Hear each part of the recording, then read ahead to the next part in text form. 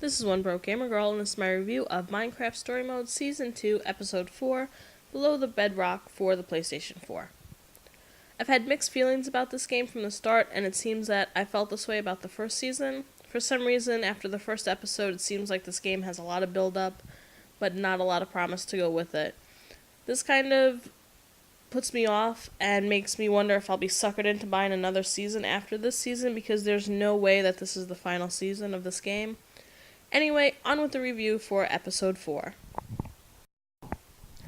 Picking up right where Episode 3 ended, Jessie and her friends have escaped the prison with Prisoner X, and have now gone to a mysterious land. Turns out to be not so mysterious because Prisoner X built it with the admin and their friend Fred. Since the admin basically went crazy, everything has turned into chaos in this land. It's the only way that Jessie and her friends can get back to Beacon Town, though, because it holds a portal that will take them anywhere as long as they have a trinket from the old world to bring them there. Makes sense, right? Anyway, Jessie and her friends will get into their usual antics. Petra will have her normal problems that she's been having this season, and there will be the return of one very strange character from the first season who might actually help Jessie. There is no cliffhanger this time, as you get what you're looking for, with the next episode promising to finish up this season's story, until you hear it couldn't be done and there's an additional 3 episodes of DLC being released.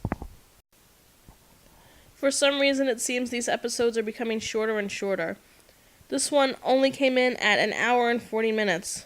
I know the quality over time thing, but it makes the episode feel a little bit rushed. Moving on from that, though, the story for this episode was pretty decent, and really has a good lead up to the final episode for this game. Unlike the last episode, which I thought was a little lackluster, this one is not only action-packed, but emotionally packed as well. I'm really enjoying the whole Jessie and Petra dynamic. The group is basically broken up, but Petra isn't done adventuring. That's what she loves, and maybe she's not the settling down type. Not only does Jessie have to go and save Beacon Town, but she has to decide what she's going to do with Petra. This isn't the only hard decision you'll have to make throughout this episode, and I'm sure the last episode will be filled with even more harder decisions, and maybe the reappearance of Stella. Enough with the building. So I have to say that while I praised the building portions of this season in the first episode and the second one, I'm done with it now. Not only does it feel like a hindrance on the episode, but it feels like it was thrown in there so that you can spend extra time on the episode if you're one of those people that have to have things perfect or want to be extremely creative. There is no time limit for you to build, so you can actually take hours upon hours to build something in these build segments. This episode has not only 1, but 2 of these segments, and I'm completely over them. The playability of this episode was fine. The loading times were good, the trophy pops were good. The only thing wrong was the action sequences. Yes, there aren't a lot of them, but if I've said it once, I've said it a million other times. The mix between the QuickTime events and the actual action sequences with stamina and all the hearts just doesn't work. In this episode, the mixture actually takes away from a really big action sequence that could have been amazing if I didn't keep dying.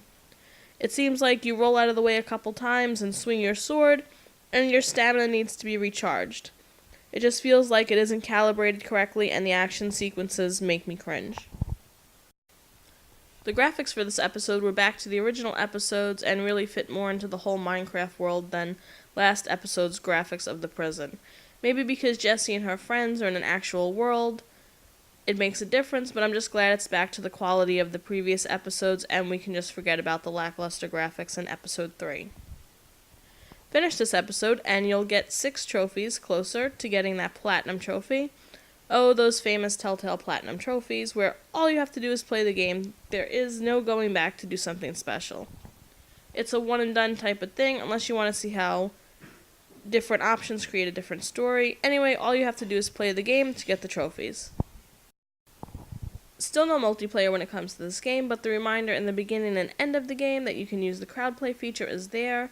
Is there anyone out there using this feature? Please let me know in the comments section. I'm really interested in seeing if you're enjoying the game more or if you're not enjoying it by using this feature. Overall, I give this episode a 3.5 out of 5. Here's what's great about this episode. Although the story is about Jesse going back to save Beacon Town, you get a little backstory on the admin, Prisoner X, and Fred, who were the original creators. There's also this one really sweet moment in this episode between Jesse and Petra that made me go, "Aw," so there are some bonus points thrown in there for that. Not to mention the loading times were good, trophy pops were also on point, and there were no bugs or glitches, and in my book that makes the game great. Also, the graphics are much better this episode than they were in the last episode, making it once again look like a Minecraft game. Here's what's not so great about this episode. The mixture of QuickTime events and actual action gameplay is not working. It ruined a really great action sequence for this episode because instead of being fluid and working like it should, it turned out to be frustrating. Not to mention 2 build-your-own-thingy events. 2. Enough with the building stuff. Yes, Minecraft is about building stuff, but this game is not. It was nice in the first 2 episodes, but has quickly become filler for less story content. Also, is it me, or do these episodes seem to be getting shorter and shorter? I actually enjoyed this episode, especially the scenes between Jesse and Petra, and I'm eager to see how this plays out for the final episode. Right now, I'm not going to have to wait too long to play the final episode since it comes out next week, but I'm not sure if it's going to be enough to finish this season's story. If it isn't, then this is kind of a shitty path that they've been taking with this game by adding DLC and cutting out content that should have already been in the 5 episodes they released for each game. Anyway, I want to stay on the positive side and say that I hope the next episode wraps everything up and maybe leaves the door open for another season.